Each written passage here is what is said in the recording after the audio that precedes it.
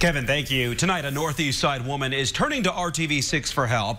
She says she's tried over and over again to alert her apartment complex to the dangers of getting her aunt, who is in a wheelchair, out of their apartment. Now, there are 3 steps before reaching the sidewalk. RTV6's Nicole Griffin is in Castleton tonight finding out what action the family wants the apartment to take.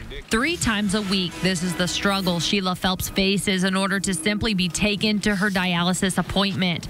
A-Team Transport has to figure out how to get her down 3 steps in her wheelchair. It's definitely a safety issue. We contacted the apartment complex back in August because we knew once the snow came that it was going to be a lot more difficult to get her in and out of her apartment. Cassidy Phelps lives with her Aunt Sheila, who has 1 leg amputated. Since moving in Lake Castleton Apartments last July, Cassidy says she's communicated her concerns about getting a wheelchair ramp outside of their apartment. It's just really scary trying to take her up and down those, especially since last week her wheel popped off.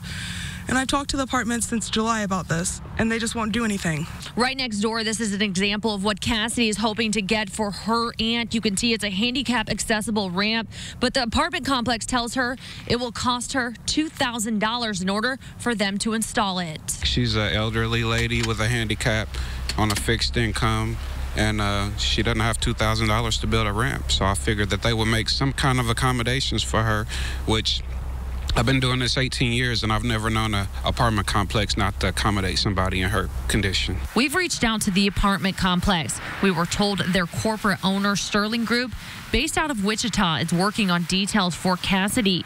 Meanwhile, as days continue to pass, she just hopes something is done to make transporting her aunt safer. If she were to fall and really hurt herself, I wouldn't be able to live with myself. Nicole Griffin, RTV6. Thank you, Nicole. And tonight we are still waiting to hear back from Sterling Group about what they plan to do and if they are requiring a $2,000 payment for a ramp. Cassidy is also open to moving to another apartment where there is only 1 step and a long sidewalk.